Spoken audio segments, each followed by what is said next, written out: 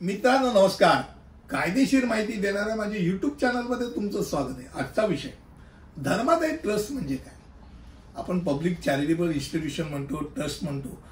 तर public charitable trust किंवा धर्मादाय ट्रस्ट म्हणजे काय हे जर विचारत असाल तर साधारणतः त्याकरता निकष काय याचा विचार करावा. निकष काय तर सर्वसाधारणतः दारिद्र्य, शिक्षण किंवा धर्माचा प्रचार यासारखा धर्मादाय हेतूंसाठी स्थापित केलं जाणं आवश्यक असतं. ट्रस्टमध्ये किमान 2 विश्वस्त असणं आवश्यक असतं, जे करार कुठची गोष्ट लिहिण्यास करण्यास सक्षम असली पाहिजे. ट्रस्टचा स्पष्ट आणि विशिष्ट हेतू असणं आवश्यक असतं आणि त्याची उद्दिष्ट कायदेशीर असली पाहिजे, म्हणजे सार्वजनिक धोरणाला त्यांनी विरोध करता कामा नये. आता ट्रस्टची म्हणजे धर्मादाय ट्रस्टची आपण प्रमुख वैशिष्ट्य बघूया. क्रमांक 1, धर्मादाय ट्रस्ट म्हणजे की त्यांच्याकडे समर्पित धर्मादाय ध्येय आहे असा आपण विचार करायला पाहिजे. त्यांच्याकडे ध्येय आणि उद्दिष्टांमध्ये काय असलं पाहिजे. गरिबी हटवणं आहे या गरिबांकरता मदत करणं आहे. अनेक असे क्लब आहेत, लायन्स क्लब आहे, रोटरी क्लब आहे, विविध फाउंडेशन असतात, ते या संदर्भात प्रयत्न करत असतात. क्रमांक 2, शाळा, मंदिरं, मस्जिद, चर्च, गुरुद्वारा यासारखं धर्माच्या प्रगतीकरता, प्रशिक्षणाकरता किंवा शाळा, महाविद्यालय म्हणजे मुलांच्या शिक्षणाकरता ट्रस्ट स्थापन करणं.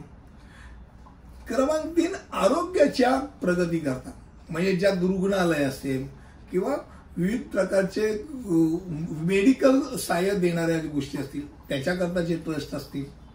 क्रमांक 4, समुदायाच्या विकासाची प्रगती करणारी जी संस्था असते, जी वैयक्तिक वेगवेगळ्या लोकांची कौशल्य वाढवण्याकरता प्रयत्न करत असतील ते असेल.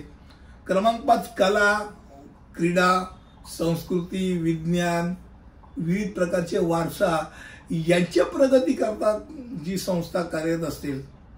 खेळाच्या अनेक संस्था आहेत किंवा संस्कृती अनेक संस्था आहेत, कलेच्या अनेक संस्था आहेत, त्या संस्था त्या अंतर्गत आणि सर्वसाधारण जनतेची प्रगती. मित्रांनो, धर्मादाय संस्था म्हटल्यानंतर त्यामध्ये काय काय असायला पाहिजे तर त्यांचं स्वतःचं संविधान म्हणजे ट्रस्ट डीड असायला पाहिजे आणि ज्यामध्ये ते नक्की त्यांना काय करायचं आहे याची कृत्य दिली पाहिजे, त्याच कृत्यामध्ये त्यांनी काम केलं पाहिजे. क्रमांक 2, त्यांनी उद्दिष्टांच्या पूर्तीकरता प्रयत्न करणं आवश्यक आहे. धर्मादाय संस्थेचं व्यवस्थापन आणि अहवाल देण्यासाठी एक साधारणतः समिती असली पाहिजे, सचिव असला पाहिजे, अध्यक्ष असला पाहिजे, खजिनदार असला पाहिजे. आणि हे का तर ते दरवर्षी त्यांनी वार्षिक सर्वसाधारण सभा घेतली पाहिजे, ज्या वार्षिक सर्वसाधारण सभेमध्ये अहवाल ठेवतील, लेखापरीक्षण केलेलं म्हणजे ऑडिट केलेलं अकाउंट्स ठेवतील आणि हे साधारणतः पास केल्यानंतर ते धर्मादाय आयुक्ताला सादर करतील. त्यानंतर त्यांच्या संविधानानुसार त्यांच्या नियमित निवडणुका झाल्या गेल्या पाहिजे आणि प्रत्येक पैशाची योग्य पावती देऊन त्याचा हिशोब ठेवला गेला पाहिजे. खर्च करताना साधारणतः बघायला गेलं तर 5,000च्या खालचा खर्च असतो तो खजिनदार आणि सचिव किंवा कार्याध्यक्ष, अध्यक्ष यांच्या सहीने चालतो. त्याच्यावरचा असेल तर कार्यकारी मंडळाच्या परवानगीने केला जातो. खूप मोठा खर्च असेल किंवा बजेटमध्ये ते अलॉटेड नसेल तर वार्षिक सर्वसाधारण सभेच्या परवानगीने तो खर्च केला जातो.